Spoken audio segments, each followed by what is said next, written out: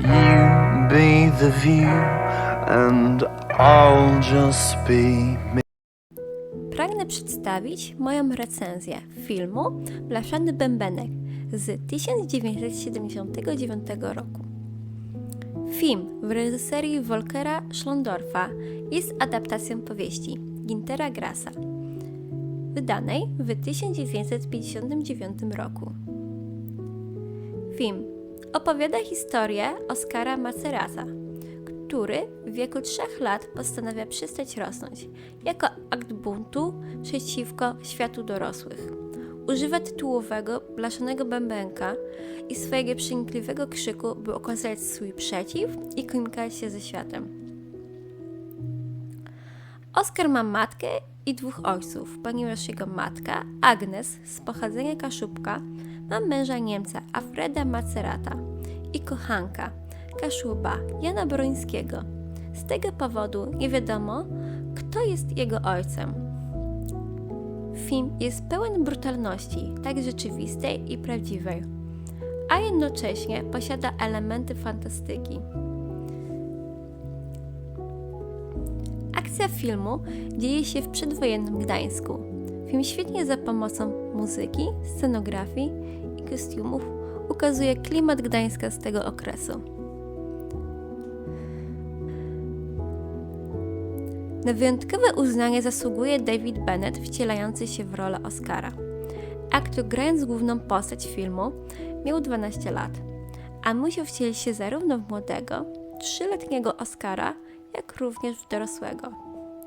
Musiał brać udział w wielu trudnych scenach, w tym w scenach erotycznych, co wzbudziło wiele kontrowersji z powodu młodego wieku aktora.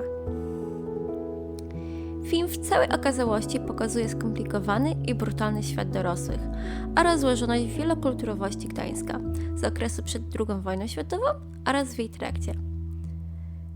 Gdańsk w tamtym okresie był wolnym miastem, gdzie mieszkało i mieszało się wiele narodowości: Niemców, Polaków, Kaszubów, Żydów. Film wspaniale pokazuje to oczami młodego chłopca. Film nie stara się gloryfikować zdarzeń i postaci. Pokazuje życie takim, jakie jest naprawdę. W pełni ukazuje także brutalność wojny, a każdy bohater, jeśli ginie, to w symboliczny sposób. Film ukazuje narodowość kaszubską, mniejszość, która rzadko jest poruszana w filmach, serialach i książkach, i choćby dlatego warto zainteresować się tym filmem. Jest pokazana, jak skomplikowana i rozdzielająca jest historia Kaszubów, ich przywiązanie do ziemi i tradycji. Są ważnym elementem filmu, który dzieje się w Gdańsku, a Kaszubi to narodowość autochtoniczna tamtych terenów. Film jest pełen symboliki i metafor. Każdy zrozumie go inaczej.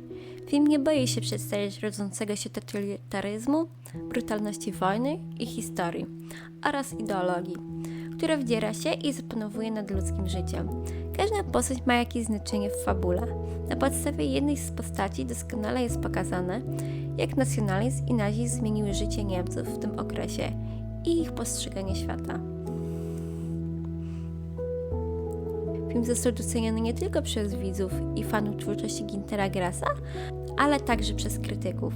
Zdobył wiele nagród, w tym Złotą Palmę na festiwalu filmowym w Kansas w 1979 roku oraz Oscara dla najlepszego filmu nieanglojęzycznego w 1980 roku. Film oczywiście nie jest bez wad. Postać Oskara chwilami zachowuje się aż nazbyt dziecinnie. Wrzeszczy, nie słucha się, sprawia problemy swojej matce i innym bez wyraźnego powodu, prowokując sytuacje, które nie musiałyby się wydarzyć. Może to powodować frustrację i zdenerwowanie u widza. Podsumowując, film nie jest bez wad, ale świetnie za pomocą Oskara i odrobiny fantastyki pokazuje, jak życie odziera nas z niewinnej dziecinności, by z każdym rokiem naszego życia pokazywać nam, jak okrutne i brutalne potrafi być. Jak wiele rzeczy potrafi się wydarzyć, na które nie mamy wpływu, jak ideologie potrafią zmienić nas, nasze rodziny i nasze życie. Serdecznie polecam obejrzeć film Blaszany Bębenek. Jeśli podobał Ci się ten film i chciałbyś więcej takich filmów, daj lajka, daj suba i napisz komentarz. A ja się z Wami żegnam. Do zobaczenia!